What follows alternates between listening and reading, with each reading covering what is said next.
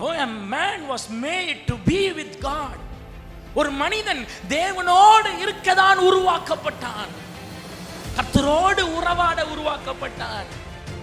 எப்படி ஒரு பிள்ளையை தாயிடத்திலிருந்து பிரித்தால் அந்த பிள்ளை கஷ்டப்படுகிறதோ வேதனைப்படுகிறதோ, அதே போலத்தான் ஒவ்வொரு மனிதனும் தெய்வம் இல்லாத மனிதன் பாடுபடுகிறான், தவிக்கிறான். அது அவனுக்கு தெரியாவில்லை என்றாலும் அவனுடைய ஆவிக்கு அது தெரியும்.